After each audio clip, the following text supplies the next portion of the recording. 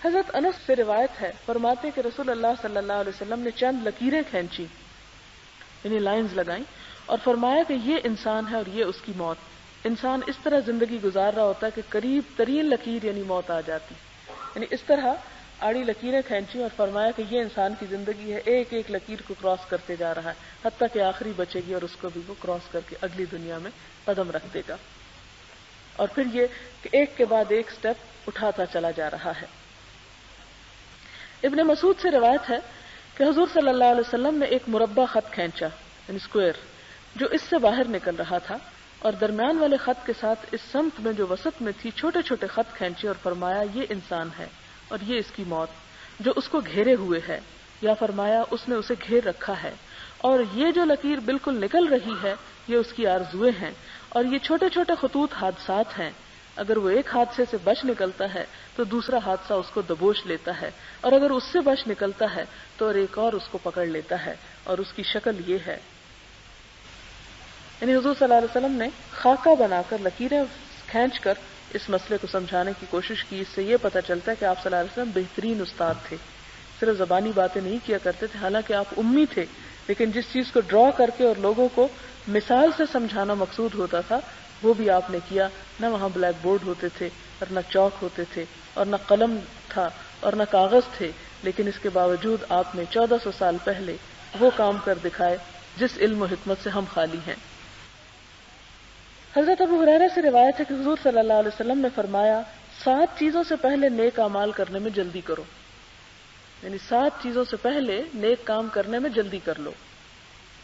کیا تم اس تنگ دستی کا انتظار کر رہے ہو جو سب کچھ بھلا دے؟ یعنی تم اتنے فقیر ہو جاؤ کہ جس سے تم اپنے آپ کو بھی بھول جاؤ. دیکھیں کہ جب فقر حد سے بڑھتا ہے انسان اپنے بچوں کو بھی بیچ ڈالتا ہے، بعض اوقات خود اپنے جسم کو. آپ نے دیکھا ہوگا کئی غریب لوگ اپنے گردے بیچ ڈالتے ہیں. تو یہ صورتحال کب آتی ہے انسان پہ؟ فرمایا کہ اس سے پہلے کچھ کر لو، اس سے پہلے کہ تم پہ ایسے حالات آ جائیں کہ تم اپنے آپ کو بھی فراموش کر دو. پھر فرمایا کہ یا اس عمارت کا جو سرکش بنا دے، یعنی تم پہ دنیا اتنی فراخ ہو جائے کہ تم تکبر کرنے لگو اور اس تکبر میں تم خدا کے آگے جھک ہی نہ پاؤ، یا اس مرض کا جو بگاڑ پیدا کر دے، یعنی انسان کو معذور کر دے اور پھر تم سے کوئی نماز روزہ نہ ہو. ظاہر ہے کہ جب بیمار ہوتا ہے انسان نماز سجدہ بھی نہیں کر سکتا، روزہ نہیں رکھ سکتا، حج عمرہ سے بھی بیکار ہو جاتا ہے، اور اگر اور حالات ہوں تو کسی قسم کی کوئی کسی کی مدد یا خدمت بھی نہیں کر سکتا. یا اس بڑھاپے کا جو انسان کے اعضاء کو مزمحل کر دے، یعنی بڑھاپے میں بھی انسان جو ہے اس کی طاقت اور اس کی ہمت اور صحت جواب دے جاتی ہے اور وہ کچھ کرنے کے قابل نہیں رہتا حالانکہ اس کا دل بہت چاہتا ہے.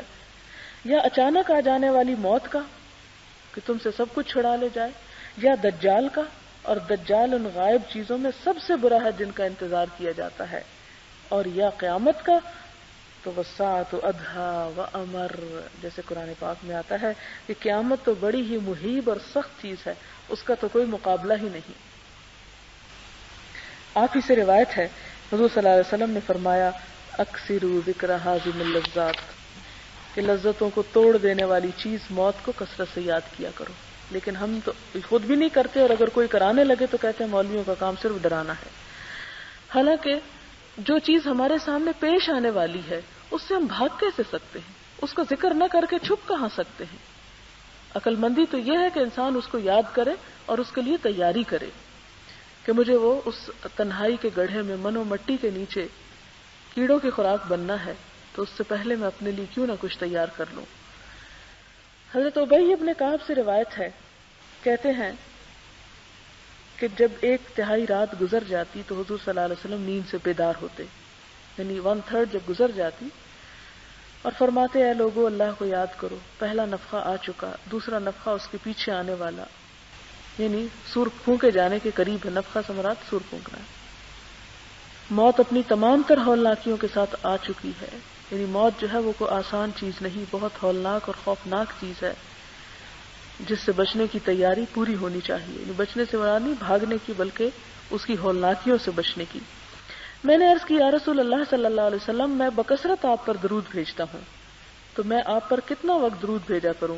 فرمایا جتنا تمہارا جی چاہے، یعنی کوئی پابندی نہیں ہے. عرض کی 1/4 فرمایا جتنا تیرا جی چاہے، اور اگر زیادہ پڑے تو اس میں تمہارے لیے بہتری ہے۔ عرض کیا نصف فرمایا جتنا تیرا جی چاہے، اور اگر زیادہ پڑے تو تیرے لیے بہتر ہے۔ عرض کیا 2/3 فرمایا جیسے تیرا جی چاہے، اور اگر زیادہ کرے تو تیرے لیے بہتر ہے۔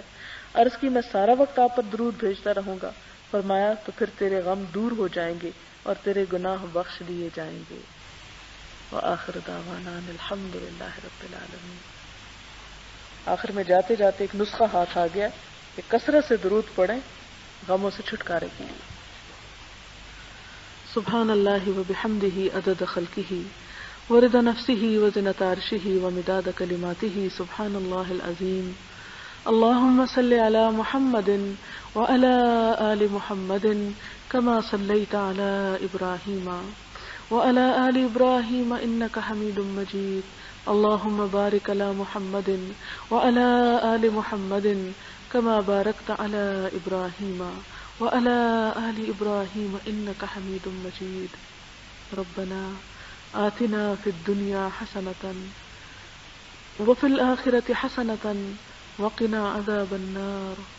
ربنا لا تزغ قلوبنا بعد إذ هديتنا وهب لنا من لدنك رحمة إنك أنت الوهاب يا حي يا قيوم برحمتك نستغيث اللهم انفعنا بما علمتنا وعلمنا ما ينفعنا وزدنا علما لا إله إلا الله أنت الحليم الكريم سبحان الله رب العرش العظيم والحمد لله رب العالمين۔